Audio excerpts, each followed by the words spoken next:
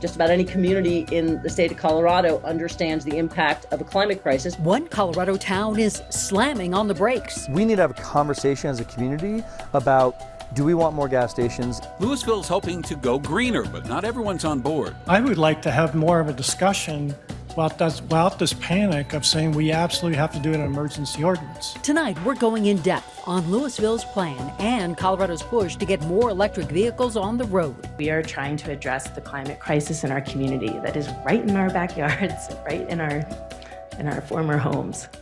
Ready or not, psychedelic mushrooms are about to be legal in Colorado thanks to voters. It's incredible that the voters of Colorado supported this, and I'm not surprised. And exactly who showed up to vote to help shape Colorado's future? That Latino vote is probably the pivotal vote. And good evening, and thank you for joining us for Denver 7 News at 6. I'm Ann Trujillo. And I'm Shannon Ogden. Glad you're with us tonight. We're going to begin with the latest effort to combat climate change in Colorado and also the push to get more electric vehicles on our roads. Denver 7's Brian Wang begins our in-depth coverage with details of an emergency ordinance passed this week in Louisville that will halt the construction of new gas stations within the city for nearly a year. This application makes me absolutely furious. Why? There can be no further development of fossil fuel infrastructure. It was following this outburst at a Louisville council meeting last month that members voted to pass an emergency moratorium starting November 1st that would prohibit gas stations in all zone districts within the city.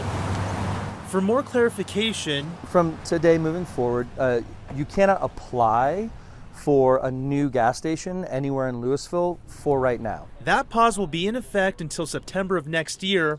But why? This is specifically about gas stations, and our move as a country and certainly as a city towards electric vehicles and a more environmentally friendly way to drive our cars. Reaction was mixed. There was support.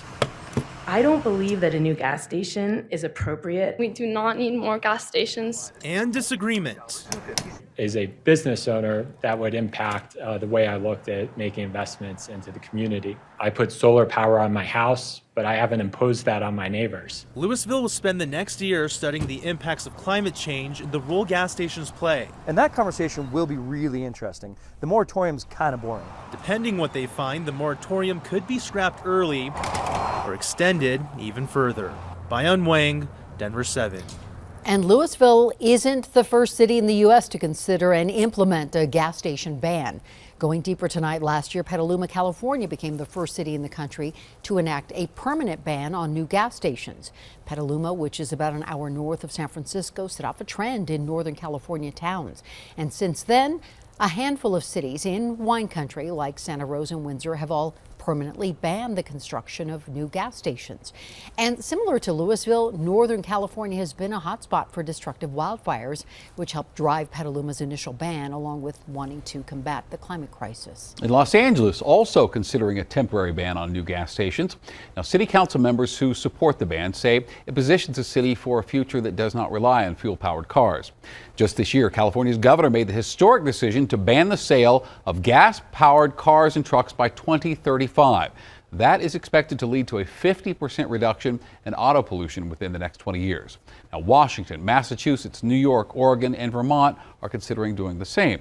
And I have the same question as you. What about Colorado? Well, the short answer is not here yet. The Colorado Energy Office sent Denver 7 a statement from Governor Polis. It says, while the governor shares a goal of rapidly moving toward electric vehicles, he is skeptical about requiring 100% of cars sold to be electric by a certain date, as technology is so rapidly changing.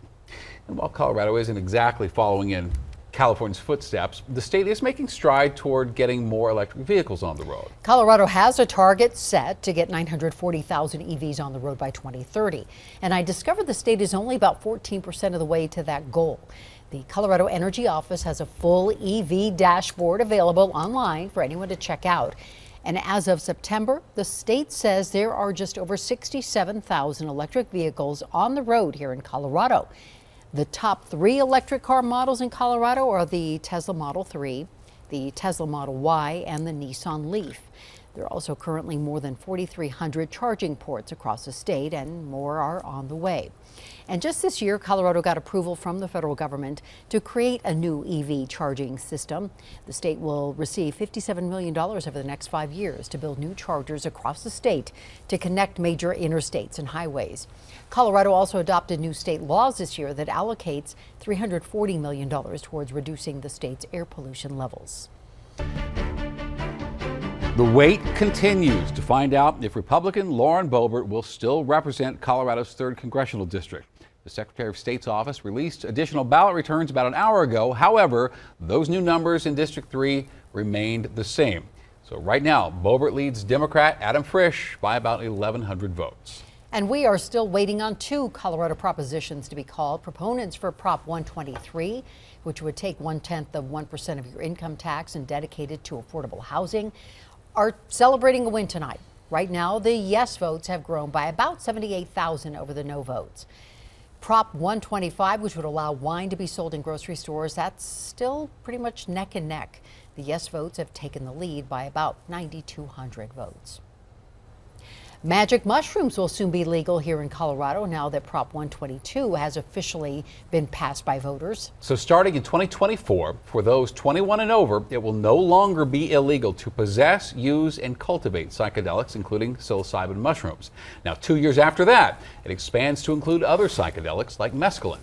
Now, Prop 122 also sets up a system for state-regulated settings where people could consume psilocybin under trained supervision. And this afternoon, I met with Kevin Matthews. He's the director of Natural Medicine Colorado, which got this on the ballot. Now, he says this will be such an important resource to treat mental illness. What we're making possible is for Coloradans to be able to use these medicines in a structured way to help them with their mental health and behavioral health issues. Now, Prop 122 does not legalize the sale or recreational use of psychedelics. And Matthews says the first healing centers, as they're called, should be open sometime in 2025. And to see a full list of midterm results and to get an in-depth look at all of the measures that passed in Colorado, visit Denver7.com. And you can also find more on our free Denver 7 Plus app. And tonight, we are getting a better idea of who returned a ballot and who didn't in Colorado. Denver 7 political reporter Megan Lopez going in depth on the demographics of this year's Colorado voters. One by one in ballot processing facilities across the state, final votes are being counted as the midterm elections come to a close. This year in this state, certainly not a red wave or even really a red ripple, and the data might give us a better idea of why. First takeaway, overall it appears ballot returns were down. Relative to 2018, which is the best comparison, younger voters really didn't turn out this year as much as they did in 2018. Older voters held their stances. Women also voted in lower numbers overall than in 2018. But I think there's a lot of fatigue going on, and maybe we just had a drop-off. Unaffiliated voters did turn out in higher numbers, but voter registration data shows there's 37% more unaffiliateds in the state this year than in 2018. Meanwhile, Republican registrations were down by 5%, while Democratic ones were up by 2%. It's clear that while these unaffiliated voters are technically not registering with it as Democrats, they're certainly voting with them. Unaffiliateds are really going to shape up to be the determinant of Colorado politics and elections going forward. The other big story of the midterms, the role Latino voters played in determining outcomes. An exit poll by the nonpartisan Colorado Latino Agenda found that this demographic voted 3-1 in favor of key ballot measures like affordable housing and free school meals, and 2-1 in favor of Democratic candidates. So it's not surprising that we saw like this kind of split where polls are saying one thing, or 538 was saying one thing, and then the election results say the other. DU political science professor Jesse Acevedo says that trend of Colorado Latinos voting more Democratic better reflects national data and might be the reason some polls were wrong about some candidates. The Latino sample in these big polls are not very representative of Latino voters. These are tougher to poll. Younger people are tougher to poll. People that work long hours are tougher to poll. Case in point, Congressional District 8, where Republican Barb Kirkmeyer was heavily favored to win, but Democrat Yadira Caraveo came out on top. That Latino vote is probably the pivotal vote. So the bottom line from this election's data for future candidates is not to take unaffiliated voters or Latinos for granted. Megan Lopez, Denver 7. An election night also brought Colorado Democrats to their strongest majority in the state house since 1937. In fact, just about an hour ago, the party elected its leadership for the next session, and Representative Julie McCluskey will serve as Speaker of the House. Representative McCluskey is from Dillon and the first Colorado House Speaker from the West Slope in more than 20 years. Representative Monica Duran is from Wheat Ridge, and she will serve as House Majority Leader.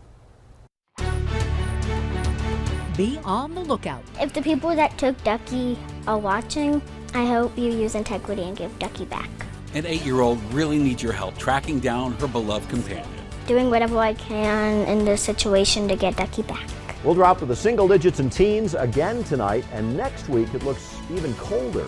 Plus, a Colorado veteran gets the house he's always dreamed of. Look what he's done for me. Look what these people have done.